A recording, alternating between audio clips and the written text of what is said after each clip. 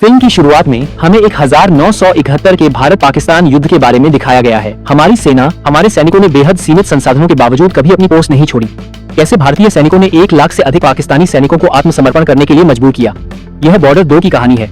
Border 2 की कहानी फिर से इसी संक्षिप्त विवरण के साथ शुरू होती है। फिल्म 20 नवंबर 1971 को जम्मू कश्मीर में तनावपूर्ण स्थिति को दिखाते हुए खुलती है। हम पाकिस्तान से घुसपैठियों को एक गांव में घुसते हुए देखते हैं। वे गांव पर कब्जा करना चाहते हैं और सीमा पार करना चाहते हैं। उनका सामना lieutenant colonel Fateh Singh clear Sunny Deol द्वारा अभिनीत से होता है, जो उन्हें एक एक करके मार गिराते हैं और अपने निडर स्वभाव और बेहतरीन कमांड के कारण उन्हें डर से कांपने पर मजबूर कर देते हैं। वे भयभीत हो जाते हैं और पाकिस्तान की ओर पीछे हटने के लिए मजबूर हो जाते हैं, लेकिन रास्ता बारूदी सुरंगों, लैंडमाइन से भरा होता है। इन बाधाओं से बेपरवाह फतेह सिंह निहत्थे उनका पीछा करते हैं, क्योंकि उनकी बंदूक की गोलियां खत्म हो गई थी। वह अकेले ही तीनों आतंकवादियों को मार गिराते हैं। यहाँ तक कि जब उनका पैर एक लैंडमाइन पर पड़ता है, तब भी वे आतंकवादी को मारने में कामयाब होते हैं और सुरक्षित लौटने से पहले उसके शव को लैंडमाइन के नीचे रख देते हैं। फिर वह पाकिस्तान को एक और चेतावनी देते हुए कहते हैं कि अगर उन्होंने उनके देश की ओर बुरी नजर से देखने की हिम्मत की तो उनके पास देखने के लिए आंखें नहीं बचेंगी। एक अन्य दृश्य में हम रावलपिंडी में पाकिस्तान का मुख्यालय देखते हैं, जहां भारत को घुटनों पर लाने के लिए ऑपरेशन चंगेज की योजना बनाई जा रही है। उनकी पूरी रणनीति में नौसेना, वायुसेना और जमीनी बलों से समन्वित हमले शामिल थे, जिसका उद्देश्य चारों तरफ से तनाव पैदा करना और भारत को 2 भागों में बांटना था। फिर दृश्य पठानकोट की ओर जाता है, जहां मेजर होशियार सिंह अपनी यूनिट की कमान संभाल रहे हैं। हम उन्हें पानी लाने के लिए सीमा क्षेत्र के पास जाते हुए देखते हैं, जो अभी भी भारतीय क्षेत्र के भीतर था। वे पाकिस्तानी सैनिकों को देखते हैं जो पानी भरने आए थे। दोनों यूनिट एक दूसरे पर बंदूकें तान देती हैं और मेजर होशियार सिंह स्थिति को संभालने के लिए जाते हैं। वह पाकिस्तानी सैनिकों से कहते हैं कि वह एक मेजर हैं और अभी युद्ध शुरू नहीं हुआ है। वह उन्हें सैन्य प्रोटोकॉल के बारे में याद दिलाते हैं कि उन्हें मेजर रैंक के अधिकारी को सलाम करना चाहिए, चाहे वे किसी भी सेना के हों। फिर वह उन्हें सूचित करते हैं कि उनकी पोस्ट 3 मिनट की दूरी पर है, जबकि उनकी खुद की टुकड़ी बस 1 मिनट की दूरी पर है, और चेतावनी देते हैं कि अगर उन्होंने गोली चलाने और भागने की कोशिश की तो उनकी टुकड़ी द्वारा काम तमाम करने के बाद वे पहचानने लायक नहीं रहेंगे। पाकिस्तानी सैनिक सलाम करते हैं, अपना पानी भरते हैं और जल्दी से चले जाते हैं। हालांकि होशियार सिंह को एहसास होता है कि सीमा पर तनाव काफी बढ़ गया है और पाकिस्तान किसी भी समय हमला कर सकता है। फिर दृश्य श्रीनगर में भारतीय वायुसेना की ओर बढ़ता है, जहां हम मेजर सुखो सिंह को देखते हैं, जो एक बहादुर फाइटर पायलट थे। उनके स्टाइल के साथ लैंड करने के बाद दृश्य उत्तरी अरब सागर में बदल जाता है, जहां हम अपने नौसेना अधिकारियों को देखते हैं। हमारा परिचय जोसेफ नोरोना से कराया जाता है, जो इस इकाई की कमान संभाल रहे हैं, और उनका सोनार रडार भी खतरे के संकेत दिखा रहा था। हर जगह तनाव साफ महसूस किया जा सकता है। फिर दृश्य होशियार सिंह की यूनिट में लौटता है, जहां हम रात में सैनिकों को मजाक करते हुए देखते हैं, जो हर यूनिट में आम बात है। उन्हें देखकर होशियार सिंह को अपने दोस्तों की याद आती है और वह एक फोटो निकालते हैं। हम देखते हैं कि ये तीनों 1961 में अपने प्रशिक्षण अवधि के दौरान नेशनल वॉर एकेडमी में दोस्त थे। वायुसेना, नौसेना और थल सेना वहां एक साथ प्रशिक्षण लेती थी। हम देखते हैं कि फतेह सिंह उनके कमांडर के रूप में उनका नेतृत्व करते हैं। हर अकादमी की तरह वहां भी सेना, नौसेना और वायुसेना के बीच उत्कृष्टता पुरस्कार और पाठ्यक्रम रैंकिंग होती थी। हम सेना के होशियार सिंह और वायुसेना के मेजर सुखो सिंह के बीच कड़ी प्रतिद्वंद्विता देखते हैं, क्योंकि दोनों हमेशा हर प्रतियोगिता में पहले स्थान के लिए प्रतिस्पर्धा करते थे। जोसेफ उनके बीच फंसा हुआ था। वह सुखो सिंह का अच्छा दोस्त था, जबकि होशियार सिंह बिना परिवार वाला एक अकेला व्यक्ति था। भारतीय सेना में सेवारत उनके पिता शहीद हो गए थे। जब वह बहुत छोटे थे तब उनकी मां का निधन हो गया था, जिससे वह पूरी तरह अकेले हो गए थे। अकादमी में तीनों के बीच लड़ाई तेज हो गई।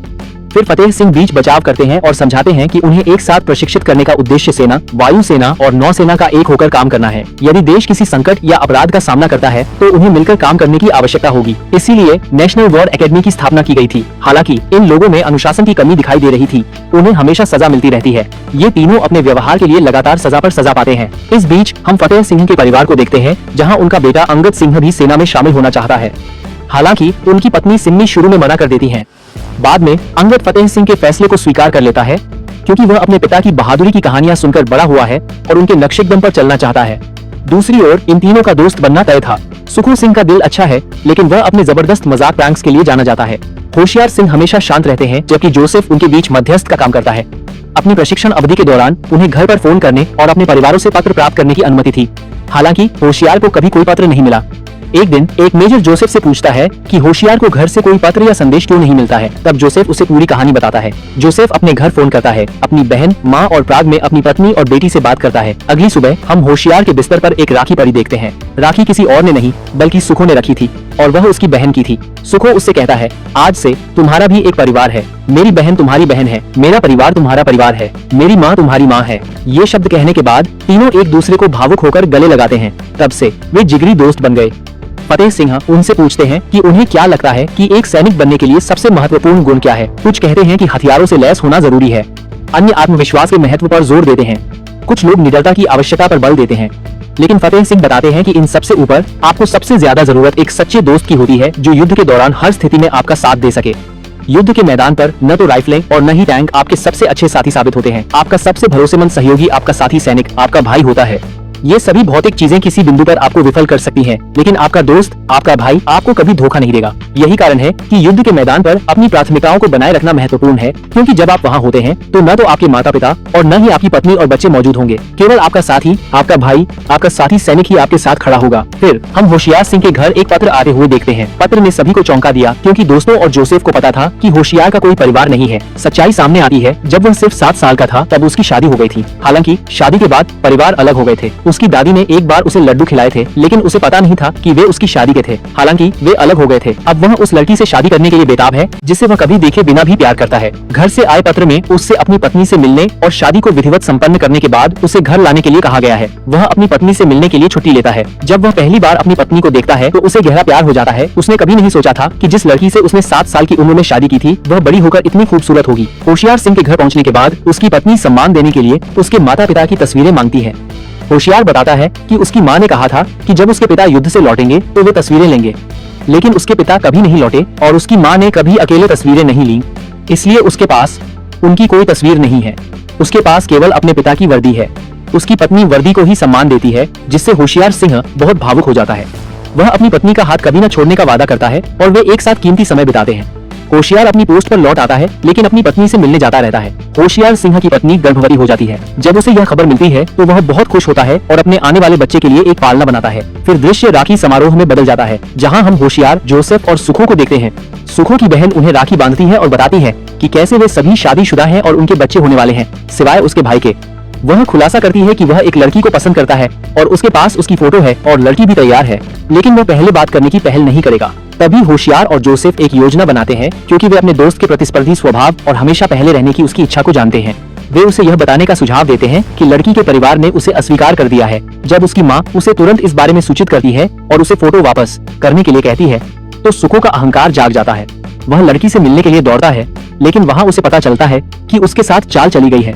उसे एहसास होता है कि उसके परिवार ने उसे कदम उठाने के लिए यह पूरी स्थिति रची थी। अंततः वह उसी लड़की से एक भव्य समारोह में शादी कर लेता है। होशियार और जोसेफ उनकी शादी के जश्न में उत्साहपूर्वक नाचते हैं। हालांकि उत्सव के दौरान एक रेडियो घोषणा खुशी के माहौल को तोड़ देती है, जिसमें कहा जाता है कि तनाव बढ़ गया है। पाकिस्तानी सैनिकों ने कुछ क्षेत्रों में घुसपैठ की है और कुछ स्थानों पर गोलीबारी भी की है। परिणाम स्वरूप सभी सैनिकों की छुट्टियां तुरंत रद्द कर दी जाती हैं और उन्हें अपनी पोस्ट पर वापस रिपोर्ट करने का आदेश दिया जाता है। फिर दृश्य फतेह सिंह की ओर बढ़ता है, जो एक टोही मिशन का संचालन कर रहे हैं। वह ग्रामीणों को बड़ी संख्या में अपने घरों को खाली करते हुए देखता है। पूछताछ करने पर वे बताते हैं कि सीमा पार सैन्य गतिविधियां बढ़ गई हैं और दोनों तरफ सैनिकों की तैनाती के साथ उनका गांव गोलीबारी के बीच फंस गया है। जान माल के नुकसान के डर से वे अपने घरों को छोड़ रहे हैं और पीछे केवल एक जलता हुआ दिया छोड़ रहे हैं। उन्हें उम्मीद है कि यह दिया किसी दिन उन्हें वापस उनके गाँव का रास्ता दिखाएगा। गांव के आसपास के क्षेत्र पर पाकिस्तानी सेना ने कब्जा कर लिया था, जिन्होंने कई भारतीय अनुली से कंप्लीट और फ्रॉम्स के बाद हैं सैनिकों को मार डाला था और उनके शवों को वहीं छोड़ दिया था। फतेह सिंह का मिशन इस क्षेत्र को पुनः प्राप्त करना और दुश्मन सेना को खदेड़ना है। वह अपनी यूनिट के साथ आगे बढ़ते हैं। सबसे पहले रेडियो सिग्नल विभाग को बेअसर करने की योजना बनाते हैं। उनका प्राथमिक उद्देश्य दुश्मन के रेडियो ऑपरेटर को खत्म करना है, ताकि उन्हें समर्थन के लिए अपनी वायुसेना के साथ संवाद करने से रोका जा सके। तब वे सैनिक घुसपैठ करेंगे, सभी को खत्म करेंगे और बारूदी सुरंगें, लैंड माइन्स बिछाएंगे। यदि वे फिर से हमला करते हैं तो टैंक और अन्य वाहन बारूदी सुरंगों से नष्ट हो जाएंगे। हमेशा यही योजना होती है, वे यही करते हैं। लेकिन फतेह सिंह देखते हैं कि रेडियो ऑपरेटर को मारने के बाद भी संचार नहीं रुकता है। अन्य सैनिक रेडियो संपर्क बनाने की कोशिश जारी रखते हैं, इसलिए वह खुद रेडियो उठाते हैं और घोषणा करते हैं कि अब यहाँ कोई पाकिस्तानी सेना नहीं है। भारतीयों ने इस क्षेत्र में घुसपैठ कर ली है और वे उनके क्षेत्र में है। वह उन्हें चेतावनी देते हैं कि यदि वे जीवित रहना चाहते हैं तो चले जाएं, यह कहते हुए कि न तो सीमा सुरक्षित रहेगी और न ही वे। फिर हम दूसरी तरफ से पाकिस्तानी कमांडर को 1 सितंबर 1965 का जिक्र करते हुए सुनते हैं, जो फतेह सिंह को उनके बेटे की मौत की याद दिलाता है। यह कहते हुए, याद है मैंने तुम्हारे बेटे को कैसे तड़पा कर मारा था, तुम्हारा भी वही हश्र होगा। यह हमें फ्लैशबैक में ले जाता है। हम उस दिन को देखते हैं जब अंगद का पत्र आया था। परिवार गुरुद्वारे गया हुआ था। पत्र पढ़कर वे बहुत खुश थे, यह जानकर कि उनका बेटा सुरक्षित और ठीक है। लेकिन अचानक खबर आती है कि अंगद नहीं बचा। उन्होंने फोन करने की कोशिश की, लेकिन किसी से संपर्क नहीं हो सका, क्योंकि जब उनका बेटा शहीद हुआ तो वे गुरुद्वारे में थे। वर्तमान में वापस आकर फतेह सिंह बताते हैं कि वह 1 मिनट का मौन रख रहे थे। हम दुश्मनों के मरने पर भी 1 मिनट का मौन रखते हैं। तुम भी मरने वाले हो, इसलिए मैंने वह चुप्पी बनाए रखी। शहीदों के नाम हमें डराते नहीं हैं और न ही हमारा खून जमाते हैं। तुम्हारी मौत मेरे हाथों होगी। यह कहने के बाद वह फोन काट देते हैं और पूरी पोस्ट को नष्ट कर देते हैं। फिलहाल चकपुरम गांव उनके नियंत्रण में है और उन्होंने बारूदी सुरंगें बिछा दी हैं और एक व्यापक योजना तैयार की है। अगर पाकिस्तानी सेना टैंकों के साथ आती है तो वे नहीं बचेंगे। रणनीति यह है कि उन्हें पहले अंदर आने दिया जाए, फिर उन्हें पूरी तरह खत्म कर दिया जाए। फिर हम तीनों दोस्तों को अपनी पोस्ट पर लौटते हुए देखते हैं, क्योंकि हर जगह युद्ध छिड़ जाता है। अचानक हम सिको एयरबेस पर हमला देखते हैं, जहां पाकिस्तानी जेट आते हैं और बमबारी शुरू कर देते हैं। सिको अपना जेट इस उच्च जोखिम वाले क्षेत्र में उड़ाते हैं और उनसे युद्ध करते हैं। सिको इस लड़ाई में जीवित नहीं बचते, वो मारे जाते हैं। लेकिन उन्होंने इन भारत में भी उच्च जोखिम वाले का सबकी रक्षा करते हुए इतनी निडरता से लड़ाई लड़ी कि यह कल्पना से परे है। वह इस युद्ध में शहीद हो जाते हैं। दूसरी तरफ हम लेफ्टिनेंट जोसेफ को देखते हैं, जिनके नौसैनिक जहाज पर हमला होता है। जब वे इस हमले को संभालने की कोशिश कर रहे होते हैं, एक पनडुब्बी एक और बम दागती है और उनके जहाज में पानी भरने लगता है। डेक के नीचे लोग घायल हो गए थे। पानी अंदर भरने लगता है। पाकिस्तानी सेना बहुत खुश होती है। ऊपर से हम देखते हैं कि सोनार रडार ने काम करना बंद कर दिया था, जिससे खतरों का पता लगाना असंभव हो गया था। वे लाइफ बोट का उपयोग करके कुछ लोगों को बचाने में कामयाब होते हैं, लेकिन जोसेफ सबकी सुरक्षित निकासी सुनिश्चित करने के लिए पीछे रह जाते हैं। हालांकि वह इस प्रयास में विफल रहते हैं। तभी एक और मिसाइल दागी जाती है और सोनार सक्रिय हो जाता है। यह तुरंत बमबारी शुरू करता है और विस्फोटक पनडुब्बी से टकराता है। पनडुब्बी को सतह पर आना पड़ा, क्योंकि वे पानी के नीचे नहीं रह सकते थे। अगर पनडुब्बी में पानी भरना शुरू हो जाता तो वे डूब जाते। जैसे ही वे सतह पर आते हैं, एक और बमबारी होती है। हम जोसेफ को बमबारी से बुरी तरह प्रभावित देखते हैं। उनका शरीर खून से लथपथ था, फिर भी वह हार नहीं मानते, क्योंकि पनडुब्बी लाइफ बोट का पीछा कर रही थी। फिर एक और बमबारी शुरू होती है और हम पनडुब्बी को पूरी तरह नष्ट होते देखते हैं। पाकिस्तानी पनडुब्बी पूरी तरह से ध्वस्त हो जाती है, लेकिन इस लड़ाई में भी हम जोसेफ को शहीद होते हुए देखते हैं। यह खबर विभिन्न सैन्य इकाइयों में फैल गई थी कि हमारे कई सैनिक शहीद हो गए हैं। इसके साथ ही पाकिस्तानी सेना हमारे कई क्षेत्रों पर कब्जा कर रही थी और हमारी सेना उनका डटकर मुकाबला कर रही थी। फिर हम इस खबर को सुनने के बाद होशियार सिंह के गुस्से को बढ़ते हुए देखते हैं। उन्हें सूचना मिलती है कि पाकिस्तानी सेना ने जरपाल क्षेत्र में अपना बेस बना लिया है और धीरे धीरे भारतीय सीमा की ओर बढ़ रही है। उनके लिए खेल सीधा था, वे पाकिस्तान में घुसेंगे, दुश्मन सेना को खत्म करेंगे और वहाँ अपने झंडे गाड़ेंगे। इस बीच हम पाकिस्तानी सेना को चपलान गाँव पर हमला शुरू करते हुए देखते हैं। फतेह सिंह की सेना वहाँ डटी हुई है। वह व्यक्तिगत रूप से सब कुछ संभालते हैं और उन्होंने योजना बनाई थी कि टैंक प्रवेश करेंगे, लेकिन वे ऐसा नहीं करते। वे बाहर से ही गोलीबारी करते हैं, क्योंकि पाकिस्तानी सैनिकों ने उन्हें पहले ही बारूदी सुरंगें बिछाते हुए देख लिया था। जरपाल क्षेत्र में जब पाकिस्तानी सेना को पता चलता है कि केवल 150 सैनिकों की एक टुकड़ी उन्हें खत्म करने आई है, तो वे हंसते हैं, क्योंकि उन्होंने अपनी पूरी योजना और रणनीति पहले ही तैयार कर ली थी। लेकिन होशियार सिंह निडर रहते हैं। वह अपनी टीम को वहां ले जाते हैं और पूरी रणनीति समझाते हैं। सबसे पहले उन्हें एलएमजी पोस्टों को खत्मारय करना होगा, जो भारी कवरिंग फायर प्रदान करेंगे। फिर वे रेंगते हुए आगे बढ़ेंगे, उन पर बम फेंकेंगे और नीचे उतरने के बाद वे उन्हें खत्म करने के लिए चाकू का उपयोग करेंगे, और वे ठीक ऐसा ही करते हैं। इस गोलीबारी में दोनों पक्षों के कई सैनिक मारे जाते हैं, लेकिन होशियार सिंह डटे रहते हैं। वह किसी तरह एक ग्रेनेड से एक एलएमजी पोस्ट को नष्ट करने में कामयाब हो जाते हैं, लेकिन वह बुरी तरह घायल हो गए थे। उनकी आंखों के सामने उनके दोस्त पार्टी सामने भी कामयाब हो जाते हैं। एक एक करके गिर रहे थे। उन्हें उनके घर, उनके बच्चे याद आते हैं। फिर भी वह डटे रहते हैं। अपने ख्यालों में अपनी पत्नी से कहते हैं, मैं जरूर लौटूंगा, या तो चलते हुए या तिरंगे में लिपटकर, लेकिन मैं लौटूंगा। संख्या में बहुत कम होने के बावजूद होशियार सिंह और उनकी यूनिट पाकिस्तानी सेना पर भारी पड़ रही थी। उन्होंने एक एक करके पाकिस्तानी सैनिकों को योजनाबद्ध तरीके से खत्म कर दिया था। वह बुरी तरह घायल थे। अंत में हम पाकिस्तानी टैंकों को उनकी ओर बढ़ते हुए देखते हैं। होशियार सिंह के पास टैंकों का मुकाबला करने के लिए कुछ नहीं था। उनके लगभग सभी हथियार खत्म हो चुके थे। इस बीच चपरान गांव में हम उसी कमांडर को टैंक में देखते हैं जिसने फतेह सिंह के बेटे को मारा था, जो फतेह सिंह को फिर से चुनौती दे रहा था। इस बार फतेह सिंह खुद ग्रेनेड लेते हैं और एक के बाद एक टैंकों के नीचे रखना शुरू कर देते हैं। वह उन्हें एक एक करके निष्क्रिय कर देते हैं और टैंकों के मिसाइल लॉन्चरों पर ग्रेनेड रख देते हैं, जिससे उनमें विस्फोट हो जाता है। जब कमांडर नीचे आता है तो फतेह सिंह उसे मारने ही वाले होते हैं, लेकिन अपने बेटे के शब्दों को याद करते हुए वह उसे छोड़ देते हैं, यह कहते हुए, आज तुम मेरे बेटे की खातिर बच गए। क्योंकि जब फतेह सिंह उसे मारने वाले थे तो कमांडर ने जान की भीख मांगी और फतेह सिंह ने दया दिखाई। वापस जरपाल क्षेत्र में जब टैंक आगे बढ़ रहे होते हैं और फतेह सिंह को यह खबर मिलती है, तो हम उन्हें रॉकेट लॉन्चर और अपनी पूरी सेना के साथ आते हुए देखते हैं। वह कमांडर का सिर कलम कर देते हैं। होशियार सिंह मुस्कुराते हैं और कहते हैं, तुम एक को मारोगे, हम 1000 लाएंगे। तुम 1000 को मारोगे, हम पूरा हिंदुस्तान लाएंगे। इसके साथ ही वे पाकिस्तानी सेना को सीमा के उस पार खदेड़ देते हैं और जरपाल क्षेत्र में एक बार फिर भारतीय ध्वज लहराता है और सभी सलाम करते हैं। इस प्रक्रिया में हमारे कई भाई शहीद हो जाते हैं, उन्हें शहीदों का सम्मान दिया जाता है। होशियार सिंह अपने हर दोस्त के घर जाते हैं और उनके अंतिम संस्कार में शामिल होते हैं। यह दृश्य बहुत दिल को छू लेने वाला था। हॉल में हर कोई रो रहा था। फिल्म में इस्तेमाल किए गए गाने मूल बॉर्डर फिल्म के रीमेक हैं, लेकिन वे रीमेक जैसे नहीं लगते। गाने बहुत खूबसूरती से गाए गए हैं और हर दृश्य के साथ बिल्कुल फिट बैठते हैं। बॉर्डर 2 को इस तरह से लिखा गया है कि पूरा परिवार इस आधुनिक युग में एक साथ इस फिल्म का आनंद ले सकता है। तो आज ही सिनेमाघरों में अपने परिवार के साथ इस फिल्म को देखें।